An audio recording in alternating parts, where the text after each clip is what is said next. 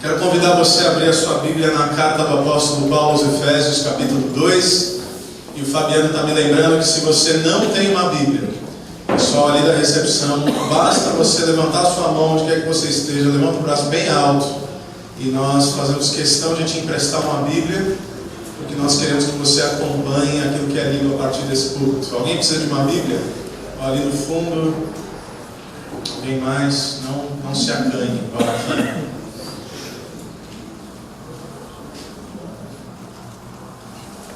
Efésios capítulo 2.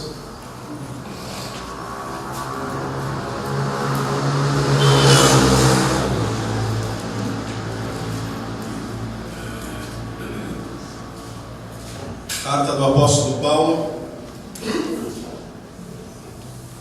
aos cristãos em Éfeso, capítulo 2. Leio apenas os 3 primeiros versículos essa noite. Efésios 2, versículos 1 a 3.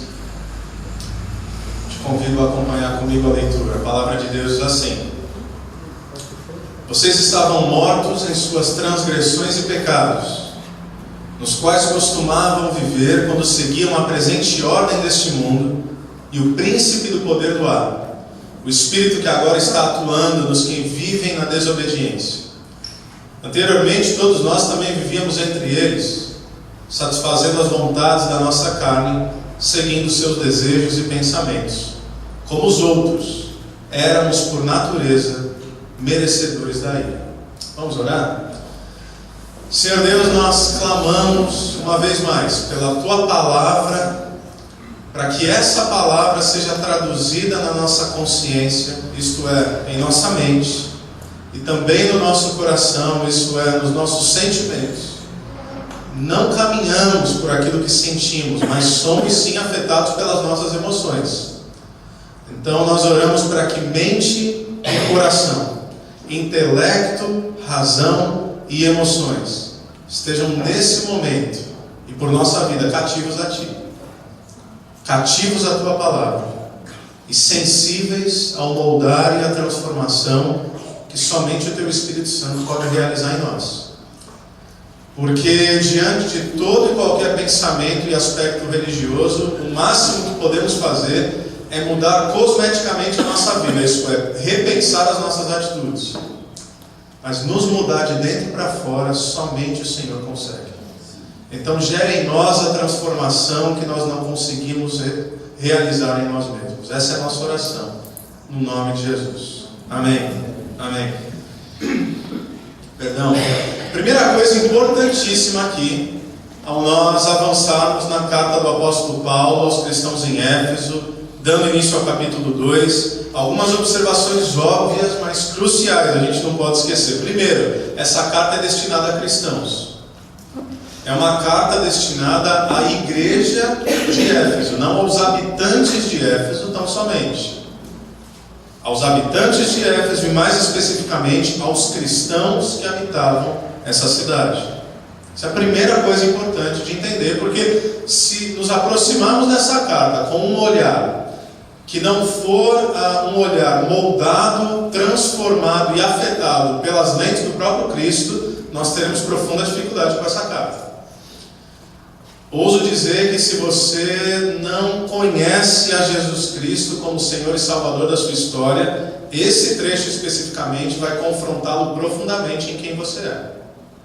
Por quê? Porque essa carta é destinada a cristãos.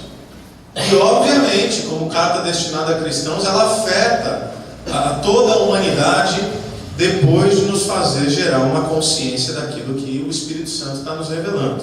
Essa é a primeira coisa. Segunda coisa, é uma carta, como nós temos falado, centrada na missão de Deus através da igreja. Paulo está tentando aqui, através das Escrituras, moldar um povo, moldar uma comunidade.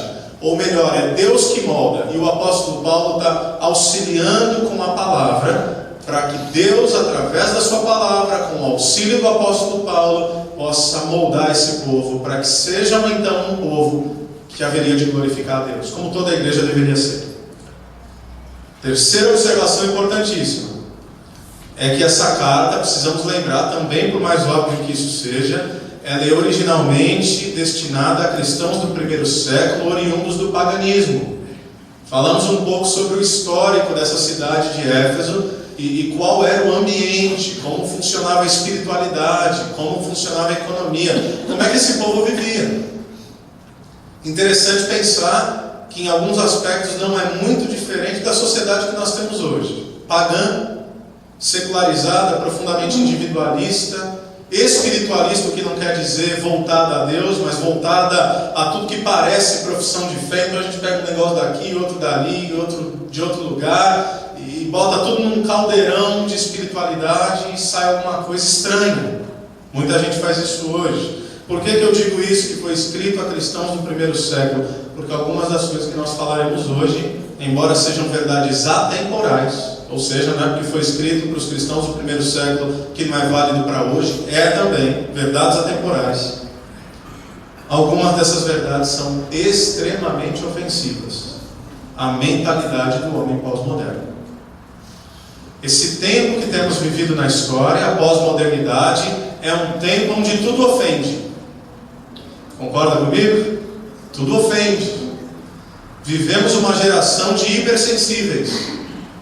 Há vários aspectos e várias razões pelo qual a gente não tem tempo para abordar, mas parece que você fazer uma observação sobre um determinado local, sobre uma cultura, sobre até uma pessoa, isso é acolhido sempre como ofensa. Tal isso é verdadeiro, que certa vez eu estava conversando com um amigo meu, cristão e pastor, amigo, de dentro de casa. E aí eu fiz uma observação como amigo, apenas como um amigo faria, um inimigo não faria, porque não quer ajudá-lo. Então, tal como amigo que sou, fiz uma observação sobre a vida dele de uma conduta que eu não achava adequada. Ele vira-se para mim e diz: não acredito em crítica construtiva, esse negócio é mentira. Eu falei: você acredita no quê? A quem você ouve? A quem você presta contas? Ou será que você estabeleceu sua consciência como critério último de definição de autoridade? Você não ouve ninguém, amigo. Esse é o retrato do homem pós-moderno. Não pode falar nada, é tudo ofensivo. Mas o evangelho é ofensivo mesmo. Sobretudo a sociedade de hoje não suporta ouvir sobre pecado, porque pecado é ofensivo. Talvez você que já está ambientado à fé cristã, quando você ouve que você é um pecador, você ouve isso e pensa: ok, tem uma novidade. Mas chegue diante de alguém que não está familiarizado com o Evangelho de Jesus Cristo e fala: você é um pecador. Ele vai falar: quem é você para dizer isso na minha vida? Somos todos pecadores. O apóstolo Paulo vai afirmar aqui nesses 3 versículos. Uma natureza caída. Mas o homem pós-moderno, ele não pode ouvir falar de pecado. Triste pensar, inclusive, que muitos dos nossos púlpitos têm abandonado a expressão pecado, têm abandonado a expressão inferno, têm abandonado a expressão condenação, ou até outra que está aqui tem abandonado a expressão ira de Deus. Compartilhei um vídeo essa semana, a gente pode falar mais sobre isso depois no meio do texto, de um historiador que tem uma veia filosófica, ateu, que parece ter entendido o cerne da espiritualidade de Cristo Jesus ou da fé cristã muito melhor do que muitos cristãos, porque ele propõe que hoje nós vivemos um tempo onde apenas há o Jesus legal, é o Deus gente boa. E ele brincou dizendo que o inferno está fechando, porque ninguém mais vai para lá. Deus não manda ninguém para o inferno, ninguém vai para o inferno. Deus é amor, Ele ama todo mundo. Então o inferno, eu acho que ele vai fechar hoje, assim, diante do homem pós-moderno, porque por falta de candidato, todo mundo é gente boa. Deus é mais gente boa que todo mundo. E como é que esse Deus de amor pode irar-se contra alguém? Bom, o apóstolo Paulo pensa diferente. Então não se pode falar de pecado. E quando se ouve falar de pecado, por vezes nem mais se ofende. Por quê? Porque relativiza o que é pecado. É o que esse historiador ateu, você o conhece, Leandro Carnal, disse quando ele falou sobre uma fé customizada. Então, você é cristão? Sou cristão, mas você crê nisso? Não, é isso. Não, isso daí eu não acho não. Não, mas a Bíblia diz que isso daqui é incoerente com a fé cristã. Não, diz, mas assim, eu penso diferente. É uma fé customizada, é um buffet. É um à la carte, onde você pega o que você gosta de Jesus e aquilo que você não gosta de Jesus, você prefere não tocar, mas você ainda é de Jesus, que Jesus é legal pra caramba. Tempos estranhos a gente tem vivido, o qual o mesmo apóstolo Paulo, em 1 Timóteo 4, versículos 1 a 2, diria que o Espírito diz claramente que nos últimos tempos, creio eu que é o que vivemos, alguns abandonarão a fé e seguirão espíritos enganadores e doutrinas de demônios. Tais ensinamentos vêm de homens hipócritas e mentirosos que têm a consciência cauterizada. Você sabe o que é cauterização, não é verdade? Cauterizar uma ferida. Você tem uma ferida aberta, você queima, você cauteriza de modo que não sinta-se mais nada diante daquilo. Nada é pior para uma humanidade, para uma sociedade, do que consciência cauterizada. Nada mais afeta, nada mais ofende, nada mais dói, nada mais choca. Somos todos os dias bombardeados por notícias horrendas. E o que é que pensamos? Mais uma notícia ruim. Que o Senhor não nos permita chegar a um estado de consciência cauterizada.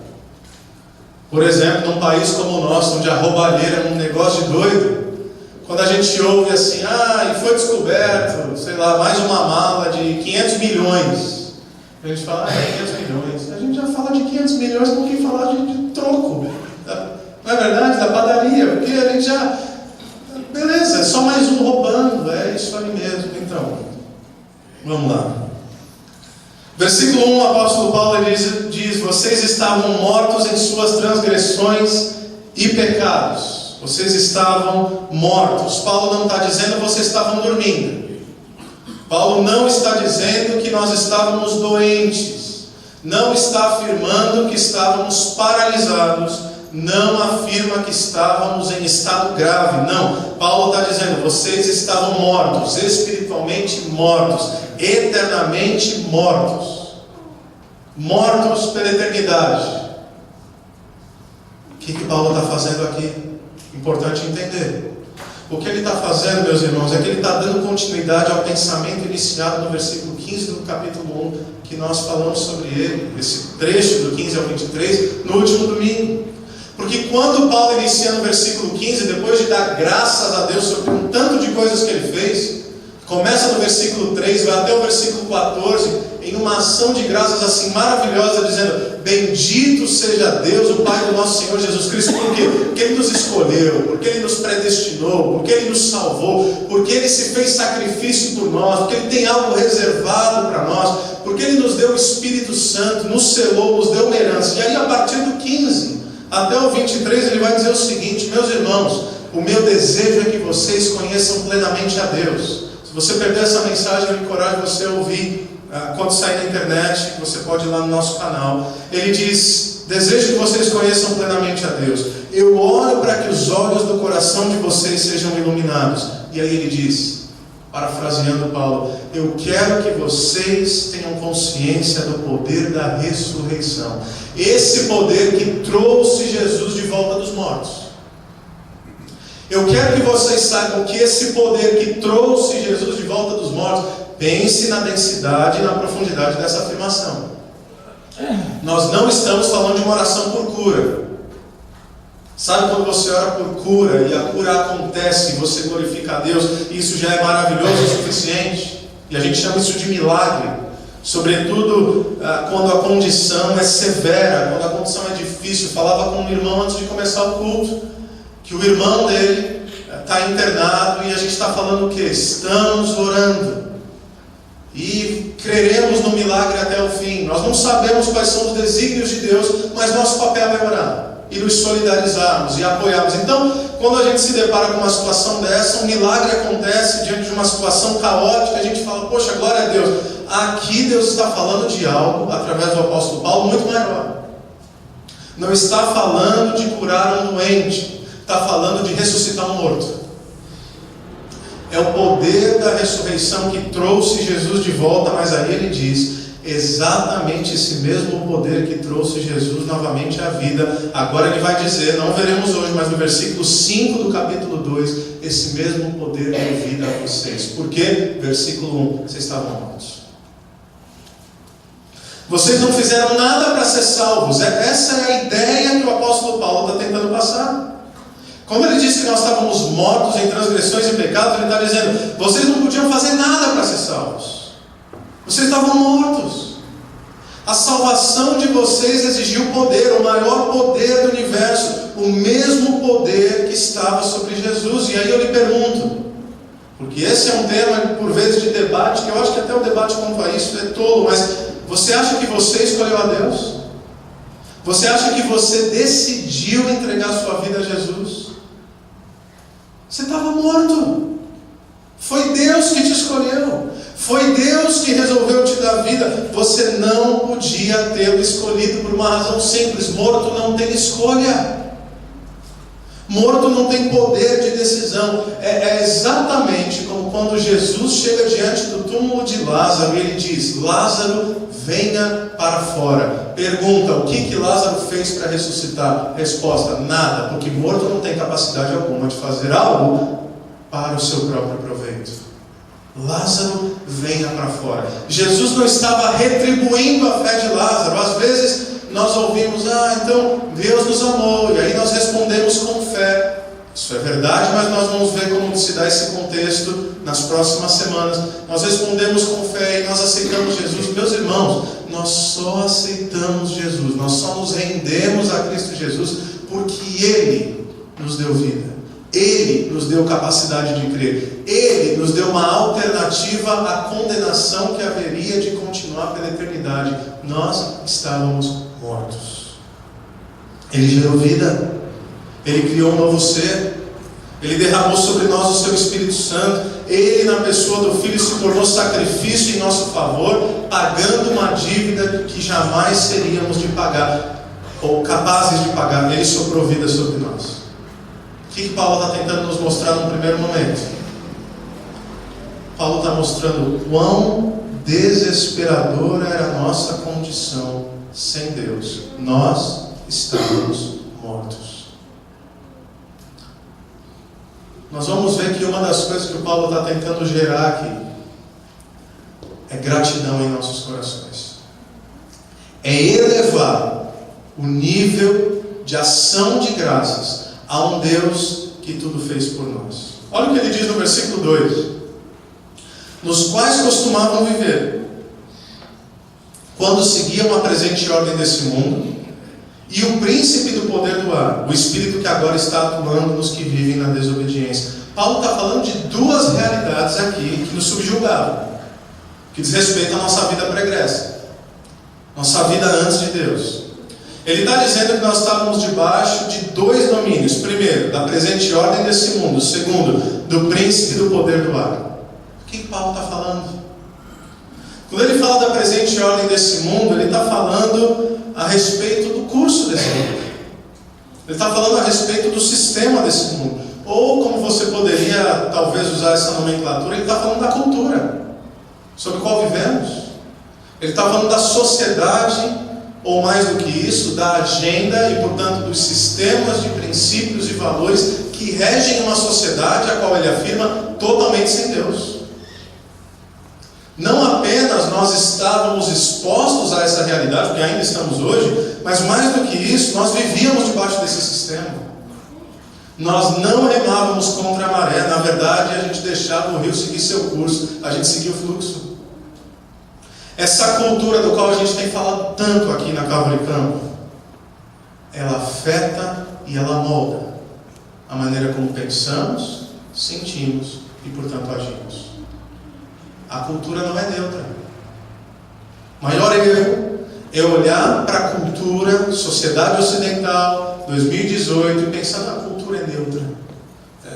Nós que nos comportamos de uma maneira positiva ou negativa diante do que está aí fora. Não! O apóstolo está falando, o apóstolo Paulo está dizendo que há um curso, há um sistema, há um jeito de ser gente, que não é o jeito que Deus pensou para que vivêssemos. Essa cultura que molda todas as coisas, ela molda a arte, ela molda a economia. Ou você acha que toda essa bagunça aí surgiu no século XIX e o pessoal acha que é desde o início do mundo e polarizou, achando que só tem opção A ou opção B, como direita e esquerda? Você acha que isso que vem do céu? Você acha que capitalismo vem do céu? Você acha que socialismo vem do céu? Isso vem do inferno, os dois. Os dois querem dinheiro. Mas um quer que você ganhe dinheiro para dividir e distribuir renda a partir de uma revolução do proletariado, e o outro não se importa com quem não precisa, se importa apenas consigo, deixa eu ganhar o máximo de dinheiro que eu puder e o resto que se exploda. É do inferno esse negócio, não pode vir de outro lugar. E aí a gente não se dá conta e está pensando que a salvação está de um lado ou está do outro, está na direita ou está na esquerda, está no político A ou no político B. E aí a gente vê até cristãos brigando na rua, na internet, porque trata figuras caídas tal como nós, como se fossem figuras que resolveriam o nosso problema. Claro que tem pior, tem melhor, tem muito ruim, tem menos ruim, tem ruim pra caramba, e tem um pouquinho ruim, mas é tudo ruim. É ruim. E esse sistema do mundo molda tudo, está na indústria fonográfica, gente. Está nas músicas que seus filhos ouvem. Está na literatura, está no cinema, está no TV, está na grande mídia, está no jornalismo, está na justiça. Está no nosso sistema judiciário, está na nossa política. Esse mundo tem uma agenda contrária a Deus. É isso que o apóstolo Paulo está tentando fazer com que compreendamos, uma agenda definida e contrária aos valores do reino desde que o mundo é mundo. Porque quando a gente pensar a corrupção, quem dera fossem indivíduos, é um aspecto sistêmico, é um jeito de ser, é lei de Gerson, é levar vantagem. É levar vantagem.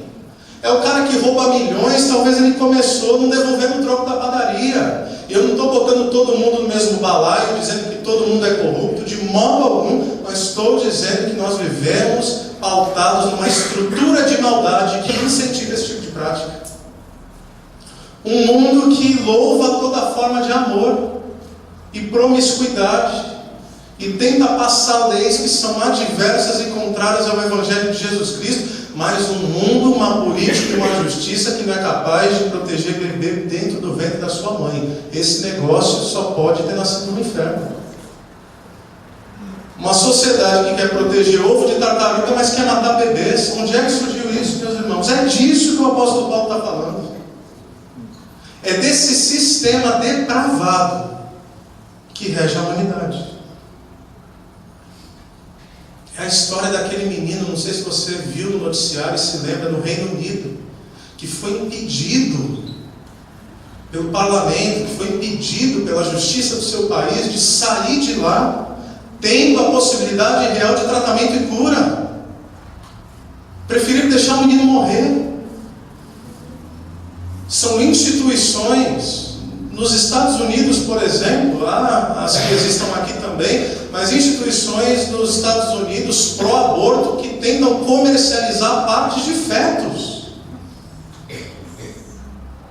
Meus irmãos, é desse mundo que o apóstolo Paulo está falando. Quando ele diz que nós estávamos submersos, influenciados, moldados pelo curso desse mundo. E se você pensa que isso é novo, prova que não é novo é que Paulo fala aos Efésios, mas fala também aos Romanos, capítulo 12, versículo 2, quando ele diz: não se amoldem ao padrão desse mundo, mas transformem-se pela renovação da sua mente. Não entrem nesse molde, não entrem nesse formato. Vou adicionar o que o Paulo não disse, mas entendendo que é uma implicação óbvia. Não pense que o curso desse mundo e a cultura desse mundo é neutra. Por exemplo, vivemos aqui, estamos numa igreja, somos cristãos, vivemos num país afetado, de certa forma, pelo cristianismo. Como isso se traduz é outra história, mas afetado pelo cristianismo.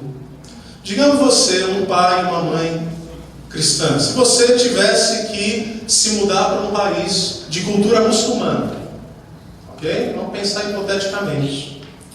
E você fosse, naquele país, obviamente pelas leis que regem esse país, obrigado a mandar seu filho para uma escola islâmica. Como é que você se sentiria diante disso?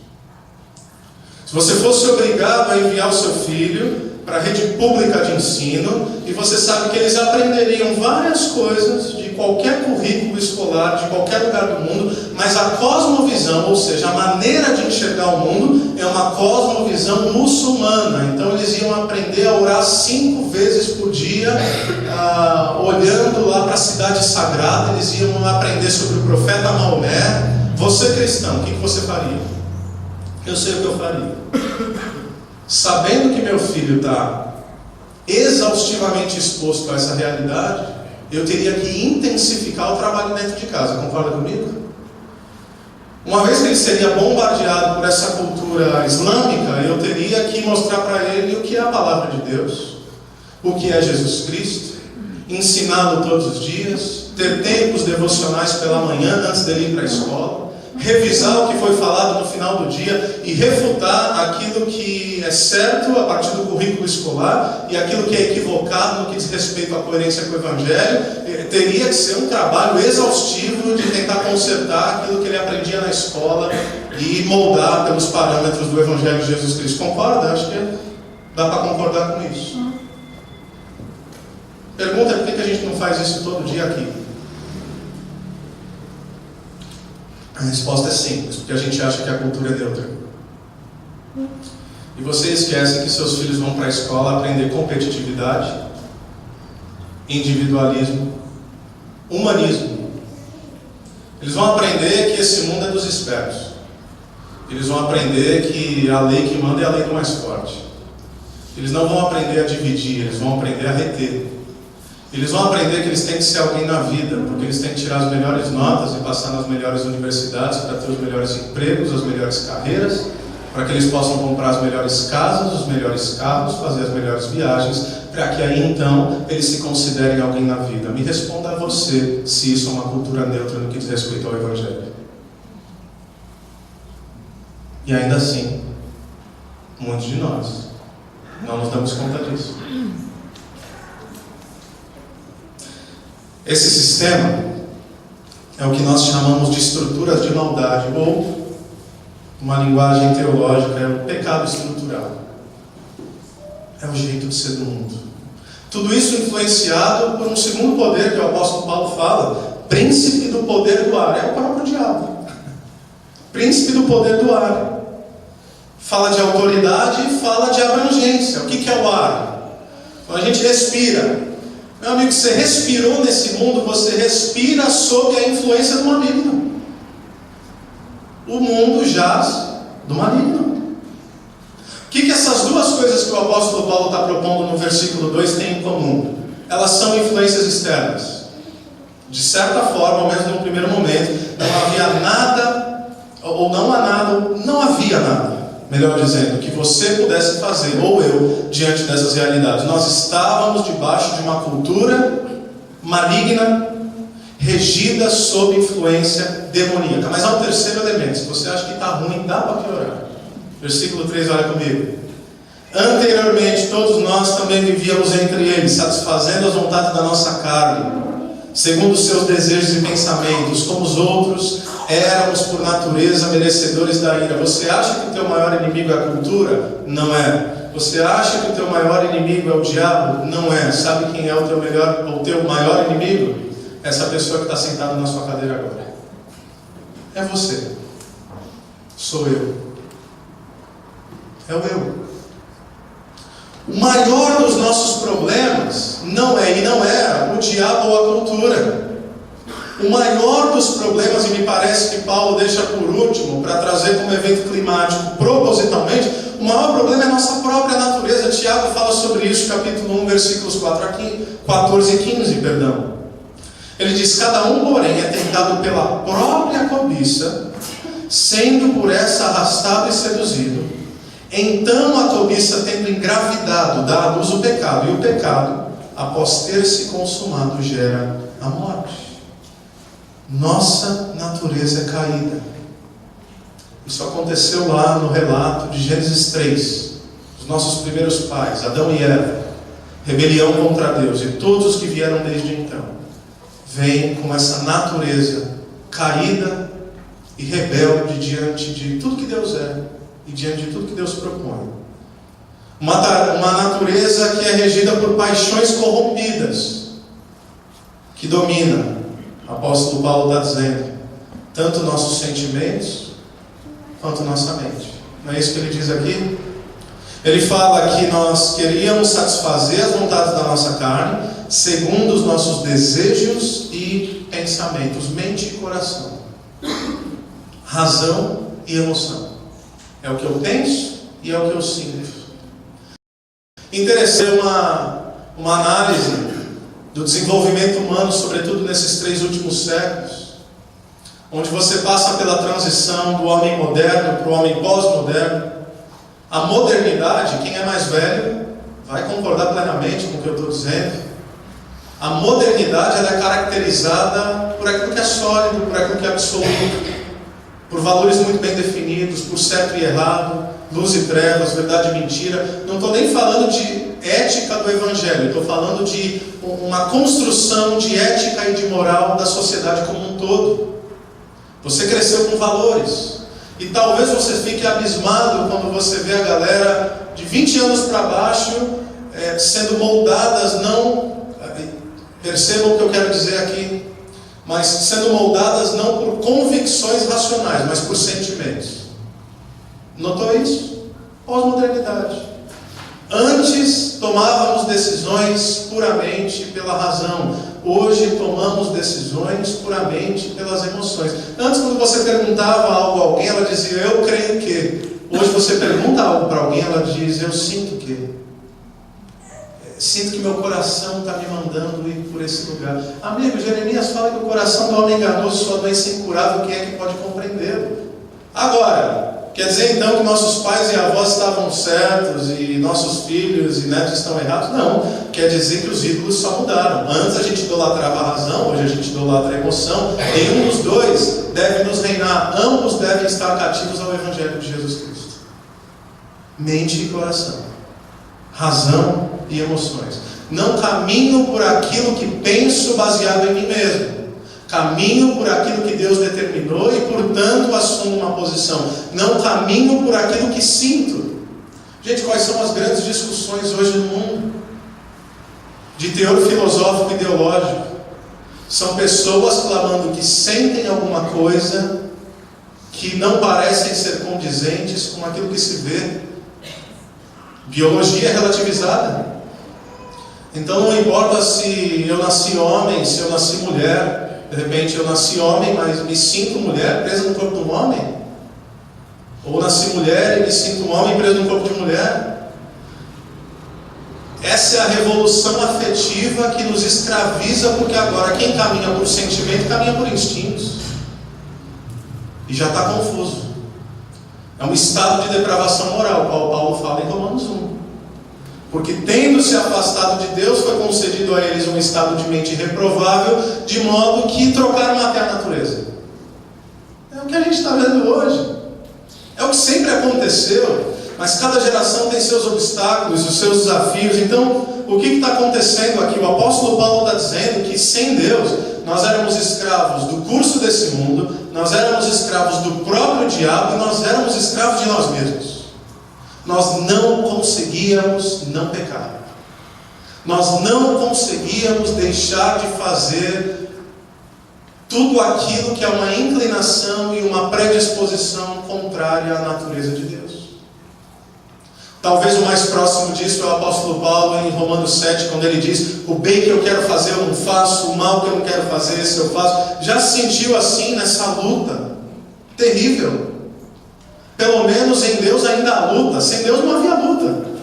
E não havia luta porque não havia consciência. A gente só pecava e a gente tinha prazer no pecado e a gente nem sabia que era pecado.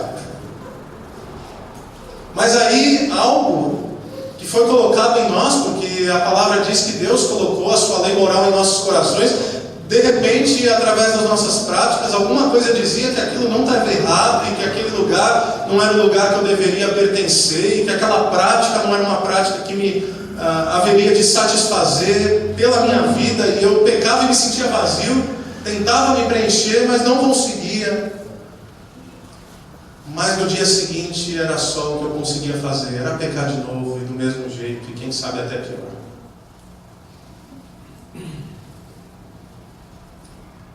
Independente das dimensões da nossa história, independente das particularidades da nossa trajetória. O apóstolo Paulo está afirmando que essa é a realidade de todos nós, antes de Deus. Escravos da nossa mente deturpada e dos nossos sentimentos confusos. Totalmente inclinados, desejosos e escravizados pela cultura desse mundo e pelo próprio diabo. Porque para o apóstolo Paulo o pecado é uma convergência entre o que eu faço com as estruturas de maldade debaixo de uma influência demoníaca. E é importante a gente entender isso, porque às vezes a gente trata pecado como atitude, não é verdade? O que é pecado? Fazer isso é pecado. Isso é parte da definição de pecado. Por exemplo, se eu roubo alguma coisa, o roubo é pecado, além de ser crime, é pecado. Só que a questão não é só o roubo, a questão é toda uma estrutura de maldade que incentiva ou leva vantagem. E que por trás dessa estrutura, que dá origem aos pecados do indivíduo, há uma ação demoníaca, contrária ao próprio Deus, incentivando esse negócio todo. É por isso que tem tanta gente, inclusive às vezes cristãos, que não são vitoriosos contra o pecado, porque enxergam o pecado apenas como uma atitude de indivíduo, e não como uma convergência complexa de todas essas coisas. Mas Diego, qual é o problema? É minha natureza? É o ambiente? É Satanás? É tudo junto e agindo contrariamente à vontade de Deus. Então você percebe o tamanho do problema? Nosso problema é gigante. O que nos diz que somente um Deus ainda maior poderia resolver esse tamanho de problema para nós. Apenas o poder da ressurreição para consertar essa condição. É por isso, meus irmãos, isso é fundamental. É por isso que o Evangelho não diz respeito a melhorar quem somos. Porque quando Jesus olha para Nicodemos e Nicodemos pergunta sobre salvação, Jesus não dá uma cartilha de tudo que ele precisa fazer de certinho para ser alguém melhor. Jesus diz: você precisa nascer de novo, amigo. Só morrendo e nascendo de novo. Somente o Espírito soprando vida sobre você, com o poder da ressurreição, para você ter condições de lutar contra aquilo que você nem sabe que existe. Contra a sua própria natureza caída, contra esse meio que corrobora para tudo isso, e contra a ação demoníaca, que, se a gente for honesto, é muito mais poderosa do que nós mesmos em nossa própria força. Só nascendo de novo. É por isso que poucas coisas me causam tanta angústia quando eu vejo uma pessoa bem intencionada, porém ignorante quanto à fé cristã. Quando ela diz mais ou menos o seguinte: estou feliz, o menino está lá, está indo na igreja tal, e tá aprendendo o que ele não pode fazer, o que ele não pode fazer, o que ele não pode fazer, para que ele possa se tornar alguém melhor. Porque é importante ter uma religião, né? Geralmente eu fico quieto. Teve um dia que eu falei: não é. Aliás, assim, você quer arregaçar com a vida, arranja uma religião. A pessoa arregalou o olho, mas como assim? Você não é pastor? Eu falei: então, eu sei do que eu estou falando. Eu sou um profissional da religião, humanamente falando. Eu falei: Evangelho de Jesus Cristo não é uma religião, é uma maneira de encarar o mundo que só pode ser vivida com a intervenção divina, com a intervenção do Espírito Santo, com o poder da ressurreição atuando sobre nós. Senão, meus irmãos, nós seremos miseravelmente fracassados nessa vida e na eternidade. E por fracassado eu quero dizer pessoas que talvez saibam o que devem fazer, mas não conseguem, porque estão tentando na própria força. Por isso que o apóstolo Paulo, nesse mesmo capítulo, eu me segurei para não fazer até o versículo 10, mas eu falei: meu Deus, esse texto é muito lindo para eu fazer tudo num domingo só, então vai ficar lá para frente. É o que Paulo diria em 2 Coríntios 5, versículos 4 e 15, que nos traz esperança. Ele diz: portanto, se alguém está em Cristo, é nova criação. Isso foi um dos primeiros versículos que eu aprendi na minha infância, ainda numa versão mais antiga, é nova criatura. Quem tem mais tempo de igreja lembra de nova criatura. Eis que as coisas velhas se passaram e eis que tudo se fez novo. É disso que o Evangelho está falando. Não é de você se tornar alguém melhor, é de você se tornar uma nova pessoa. E só Deus pode fazer isso. Por quê? Porque nós estávamos mortos. Imagine o impacto dessas palavras para os cristãos de Éfeso. A condição deles, idólatras, ocultistas, imorais, promíscuos, ignorantes quanto à sua própria condição. E aí o Paulo vai encerrar esse trechinho dizendo: como os outros, éramos, por natureza, merecedores da ira. Ou seja, repito, essa é a história de todos nós, meus irmãos. Para entendermos a dimensão do que Deus fez, nós precisamos compreender de onde Ele nos tirou. Todos, sem exceção, merecíamos a ira de Deus. Ou como um pastor amigo meu, pastor Tim Rogers, dizia: no melhor dia da minha vida, quando eu tiver feito tudo certo, sabe o que eu mereço? Inferno. Porque o melhor dia da minha vida não se equipara ao nível exigido por Deus, que é perfeição. Perfeição só em Cristo. É por isso que eu não sou capaz de me salvar. Se eu fosse capaz de me salvar, Jesus não precisava ter morrido. E graças a Deus, sabendo disso, Deus veio com profunda intervenção na nossa história. E quanto mais nós temos a consciência da nossa miséria, quanto mais nós temos a consciência de quem éramos e quem haveríamos de ser sem a intervenção divina, mais nós nos colocamos de joelho e dizemos: Deus, obrigado. Vocês estavam mortos. É como na história daquela mulher pecadora que unge os pés de Jesus. Talvez você já tenha lido. Ela chega e Jesus está na casa de um fariseu, de um homem respeitável, religioso, Simão. E ela vai e ela pega um perfume caríssimo, lança sobre os pés de Jesus, unge os pés de Jesus, seca com seus cabelos.